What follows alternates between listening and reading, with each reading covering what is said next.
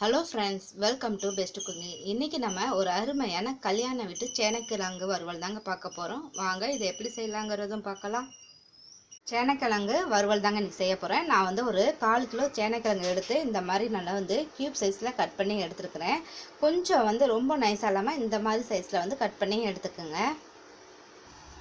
இப்போ அடுப்பு ஆன் பண்ணி நான் ஒரு பாத்திரத்தில் தண்ணி வச்சுருக்கேங்க. இந்த தண்ணி வந்து நல்லா கொதிக்க ஆரம்பிக்கணும். கொதிக்கும் போது நம்ம இதில் வந்து ஒரு 1/2 ஸ்பூன் அளவுக்கு உப்பு சேர்த்துக்குங்க. உப்பு சேர்த்துட்டு இந்த சேனைக்கிழங்கு எல்லாத்தையும் இதில் போட்டுருவோம். இதை போட்டுட்டு இது ஒரு 2-3 நிமிஷம் இருந்தால் போதுங்க. அதாவது அரை வேக்காடாக நமக்கு வெந்திருக்கணும். பாருங்க, இப்போ எனக்கு வந்து சேனைக்கிழங்கு வந்து கொஞ்சம் வெந்துருச்சு. இப்போ நான் அடுப்பை ஆஃப் பண்ணிவிட்டு இதை உடனே நம்ம வடிகட்டிடலாம்.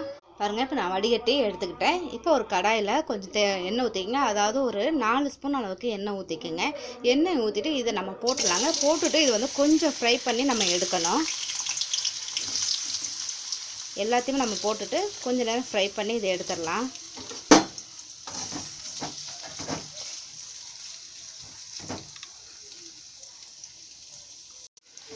பாருங்கள், நம்ம ரொம்ப வந்து முருகலெல்லாம் ஃப்ரை பண்ணக்கூடாது. நம்ம கொஞ்ச நேரம் ஃப்ரை பண்ணி எடுத்தால் போதும். திருப்பி நம்ம ஃப்ரை பண்ண தான் போகிறோம்.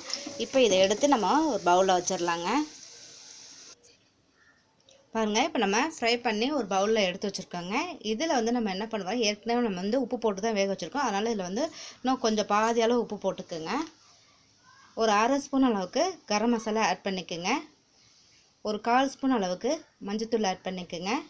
மிளகாய்த்தூள் வந்து உங்களுக்கு எவ்வளோ காரம் பிடிக்குமோ அந்தளவுக்கு ஆட் பண்ணிக்கலாம். நான் 1 ஸ்பூன் அளவுக்கு ஆட் பண்ணிக்கிறேன். 1/2 ஸ்பூன் அளவுக்கு ஜீரகத்தூள் ஆட் பண்ணிக்கோங்க. இப்போ இது எல்லாமே நல்லா மிக்ஸ் பண்ணிடலாம். ஃபஸ்ட்டு இது நமக்கு ஓரளவு நம்ம வறுத்துருக்கனால அந்த எண்ணெயில் நமக்கு எல்லாமே நல்லா ஒட்டிடும். தண்ணி தொளிக்கணும்னு அவசியம் கிடையாது.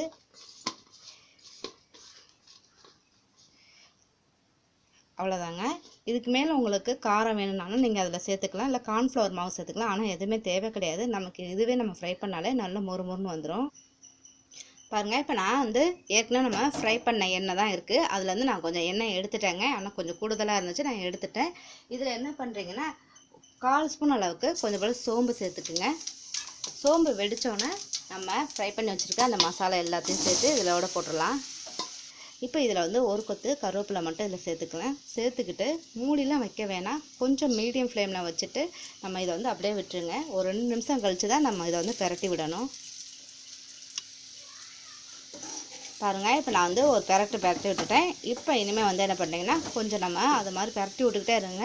பாருங்கள், சேனைக்கிழங்கு வந்து இப்போ நல்லாவே ஃப்ரை ஆகிடுச்சு. இப்போ நம்ம அடுப்பை ஆஃப் பண்ணிட்டு இது ஒரு பவுலில் மாற்றிக்கலாம். பாருங்க, இப்போ நமக்கு ஒரு அருமையான கல்யாண வீட்டு சேனைக்கிழங்கு வறுவல் ரெடி ஆயிடுச்சுங்க. கண்டிப்பாக நீங்கள் ட்ரை பண்ணி பாருங்கள். உங்களுக்கு பிடிச்சிருந்தா லைக் பண்ணுங்கள், ஷேர் பண்ணுங்கள், மறக்காமல் சப்ஸ்கிரைப் பண்ணுங்கள். Thank you viewers.